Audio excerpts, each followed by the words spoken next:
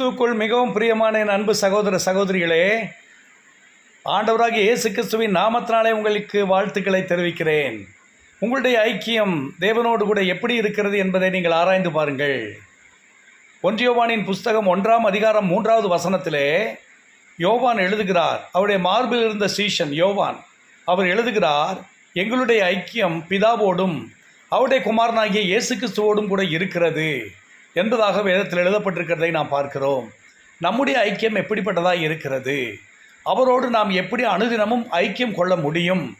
ஒன்று, ஜபத்தின் வழியாய் ஐக்கியம் கொள்ள முடியும். இன்னும் அதிகமாக ஐக்கியம் கொள்ள வேண்டும் என்றால் தேவனுடைய வார்த்தை, அதை வைத்து தேவனோடு நாம் ஐக்கியம் கொள்ள முடியும். அப்போ இது நம்முடைய வாழ்க்கையில் மிகவும் முக்கியமான காரியமாய் காணப்படுகிறது. ஆண்டவராகிய இயேசு கிறிஸ்து தேவனுடைய குமாரன், அதே நேரத்தில் அவர் மனுஷகுமாரன். வேதத்தில் வாசிக்கிறோம், அவர் அதிகாலையில் இருட்டோடே எழும்பி வனாந்தரமான ஒரு இடத்திலே போய் அவர் ஜெபம் பண்ணி கொண்டிருந்தார், தன் பிதாவோடு ஐக்கியப்பட்டு கொண்டிருந்தார் என்று சொல்லி மார்க் 1:35 பார்க்கிறோம்.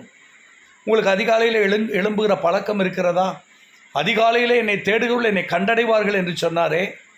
அநேகர் பார்த்திங்கன்னா 8 மணி 9 மணிக்கெல்லாம் எந்திரிக்கிறது, எந்திரிச்சு ஆஃபீஸ்க்கு ஓடுறது, அப்படியே வேகமாக தேவனோடு ஐக்கியப்படுவதில்லை.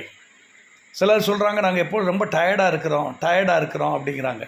பிரியமானவர்களே, அதிகாலையிலே நீங்கள் எழும்ப வேண்டும், தேவனோடே ஐக்கியம் கொள்ள வேண்டும்.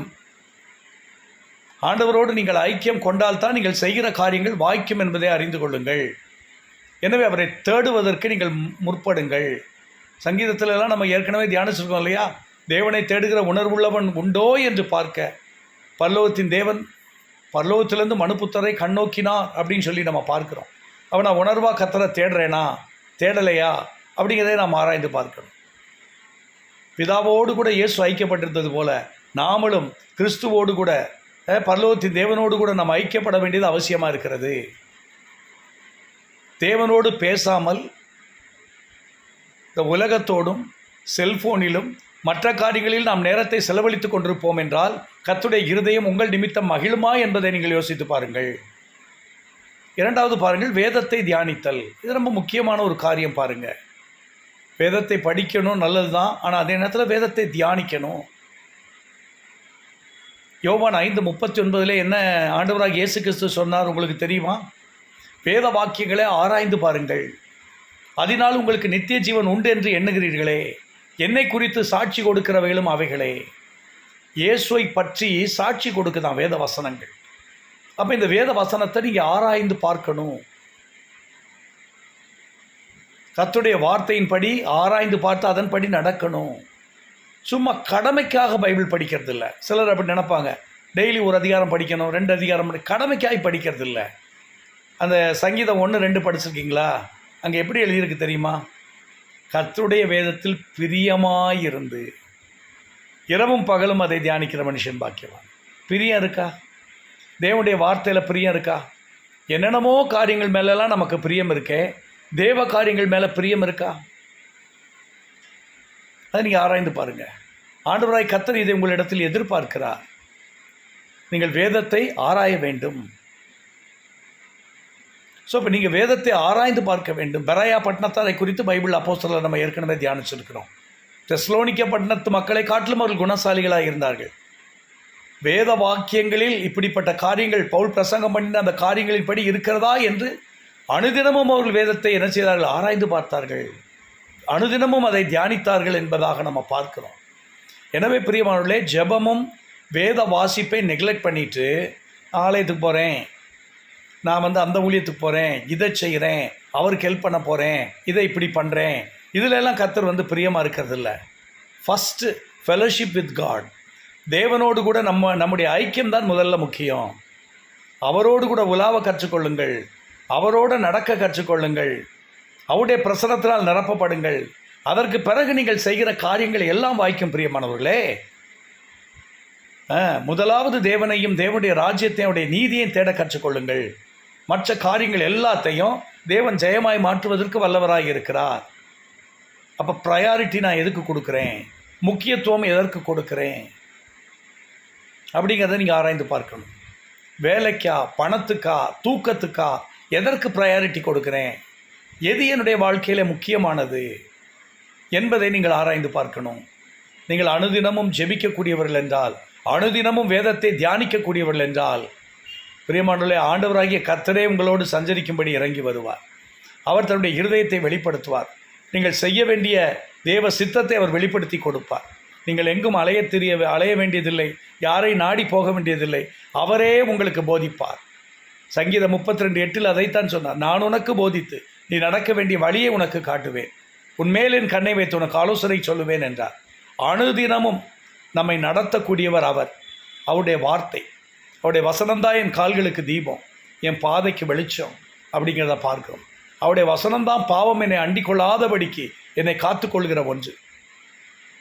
அப்போ வேத வசனங்களை நாம் தியானிக்க வேண்டும், அது முக்கியம். அதே நேரத்தில் ஜெபத்தில் அவரோடு கூட ஐக்கியம் கொள்ளணும். அவரோடு கூட நீங்கள் என்ன செய்யணும்? தரித்திருக்க வேண்டும். அவரோடு நீங்கள் தங்கியிருக்க வேண்டும். அது ரொம்ப முக்கியமானது. இப்படி நீங்கள் தேவனோடு கூட ஐக்கியம் கொண்டிருப்பீர்கள் என்றால் தேவன் உங்கள் நண்பராக இருப்பார். He will be a friend to you. இயேசு கிறிஸ்து, he is your good friend. அவர் தான் உங்களுடைய நல்ல நண்பன். ஸோ அவர் உங்களோடு கூட நண்பனாக கடந்து வருவார். அப்போ உங்களுடைய வாழ்க்கையை ஒப்பு கொடுத்து, ஆண்டவரே, நான் வேத வார்த்தைகளை நெக்லெக்ட் பண்ணிட்டேன், ஜெபத்தை நெக்லெக்ட் பண்ணிட்டேன், இனி நான் அப்படி இல்லாதபடிக்கு அனுதினமும் ஜெபிக்கவும், அனுதினமும் கர்த்தாவே வேதத்தை தியானிக்கவும், அனுதினமும் உமக்குள் வளரவும் எனக்கு கிருபை தாரும் என்று சொல்லி நம்மை ஒப்பு கொடுத்து ஜெபம் பண்ணுவோமா? ஜெபம் பண்ணலாம். அனுதினமும் உம்மில் நான் வளர்ந்திடவே அனுக்கிரகம் தர வேண்டுமே. அனுதினமும் உம்மில் நான் வளர்ந்திடவே அனுக்கிரகம் தர வேண்டுமே. என்னால் ஒன்றும் கூடாதையா, எல்லாம் உம்மால் கூடும். அனுதினமும் உம்மில் நான் வளர்ந்திடவே அனுக்கிரகம் தர வேண்டுமே. எங்கள் அன்பும் இறக்கும் நிறைந்த எங்கள் நல்ல பிதாவே, உம்மை நன்றியோடு கூட உம்மை துதிக்கிறோம். இதனால் என் வார்த்தைகளை கேட்டுக்கொண்டிருந்த உம்முடைய பிள்ளைகளுக்காய் நன்றி செலுத்துகிறோம். அனுதின வாழ்விலே கர்த்தாவே உம்மை நோக்கி ஜெபிக்கவும், உம்முடைய வார்த்தையை தியானிக்கவும், தியானித்த வார்த்தையின்படி அனுதினமும் நடக்கவும் உம்முடைய பிள்ளைகளுக்கு நீர் அருள் புரியும்படிக்கு நாங்கள் ஜெபிக்கிறோம்.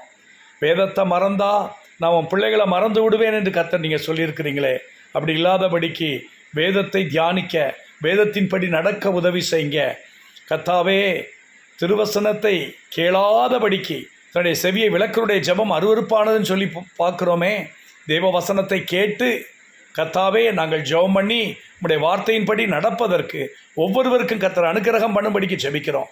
இந்த ப்ரேயர் லைஃப்பில் கர்த்தாவே, மெடிடேஷன் லைஃப்பில் விழுந்து போயிருக்கிறவங்களை எல்லாம் கர்த்தர் நீங்கள் தூக்கி எடுங்க.